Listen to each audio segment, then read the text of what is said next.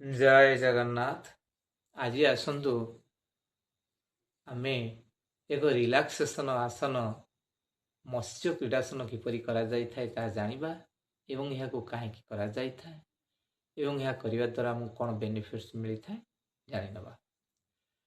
ଦେଖନ୍ତୁ, ରିଲାକ୍ସେସନ ଆସନ ଗୁଡ଼ିକ ସାଧାରଣତଃ ଆମର ଶବାସନ, ଆଧ୍ୱାସନ, ମକରାସନ, ମତ୍ସ୍ୟ କ୍ରୀଡ଼ାସନ ଏମିତି ସବୁ ଅଛି।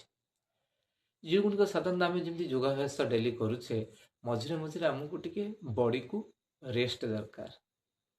ତ ସେଥିପାଇଁ ଏହି ଆସନ ଗୁଡ଼ିକ କରାଯାଇଥାଏ, ଯାହାଫଳରେ ବଡ଼ି କ'ଣ ହେବ ନା ପୁଣି ତା ନର୍ମାଲ ରେଞ୍ଜକୁ ଫେରି ଆସିବ ଏବଂ ପରେ ବଡ଼ି ପ୍ରିପେୟାର ହୋଇଯାଇଥାଏ ନେକ୍ସଟ ଆସନ କରିବା ପାଇଁ।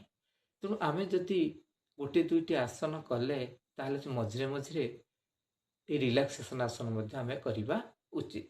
ତ ତନ୍ମଧ୍ୟରୁ ଆସନ୍ତୁ ଜାଣିବା ମତ୍ସ୍ୟ କ୍ରୀଡ଼ା ଆସନ କ'ଣ, ବା ତାକୁ କୁହାଯାଏ ଫ୍ଲାପିଂ ଫିସ୍ ପୋଜ୍। ଏହି ଆସନଟି କରିବା ଦ୍ୱାରା ଆମର ବଡି ସାଧାରଣତଃ ରିଲାକ୍ସ ହୋଇଥାଏ ଏବଂ ଏହି ଆସନଟି ଆମର ମନକୁ ଶାନ୍ତ କରିଥାଏ। ତେଣୁ ଆମେ ସାଧାରଣତଃ ଏହି ଆସନଟି ଯେତେବେଳେ ଆମେ ବ୍ୟାକ୍ ବେଣ୍ଡିଂ ଆସନ କରିଥାଉ, ତ ତାପରେ ପରେ ଏହି ରିଲାକ୍ସେସନ ଆସନ ମତ୍ସ୍ୟ କ୍ରୀଡ଼ାସନଟି କରିବା ଉଚିତ। କାରଣ ଏହା କରିବା ଦ୍ୱାରା ଆମର ବ୍ୟାକ୍ ପେନ୍ ଯେଉଁ ହୋଇଥାଏ ସେଥିରୁ ଆମକୁ ବହୁତ ରିଲାକ୍ସ ମିଳିଥାଏ। ତେଣୁ ଆସନ୍ତୁ ଦେଖିନେବା ଏହି ଆସନଟି କିପରି କରାଯାଇଥାଏ। ବର୍ତ୍ତମାନ ଆସନ୍ତୁ ଆମେ ମତ୍ସ୍ୟ କ୍ରୀଡ଼ା ଆସନଟି କରିବା। ମୁଁ ଯେଉଁଭଳି ପୋଜିସନରେ ମ୍ୟାଟ୍ ଉପରେ ଶୋଇ ରହିଛି, ଆପଣ ବର୍ତ୍ତମାନ ଠିକ୍ ସେଇଭଳି ପୋଜିସନକୁ ଚାଲି ଆସନ୍ତୁ।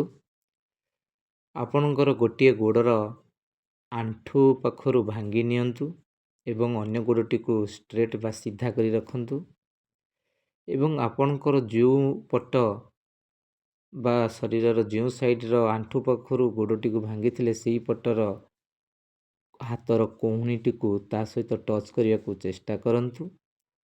ବେଶୀ ଷ୍ଟ୍ରେନ୍ ନିଅନ୍ତୁ ନାହିଁ ଏବଂ ଆପଣଙ୍କର ଦୁଇଟି ହାତର ଆଙ୍ଗୁଠି ଗୁଡ଼ିକୁ ଇଣ୍ଟରଲକ୍ କରି ଆପଣଙ୍କର ମୁଣ୍ଡ ତଳେ ରଖନ୍ତୁ। ଏହିଭଳି ସ୍ଥିତିରେ କିଛି ସମୟ ରୁହନ୍ତୁ ଏବଂ ତାପରେ ଆପଣ ବର୍ତ୍ତମାନ ଅନ୍ୟ ସାଇଡ଼ର ବଡ଼ିର ବା ଶରୀରର ଅନ୍ୟ ସାଇଡ଼ରେ ଆମେ ବର୍ତ୍ତମାନ କରିବା।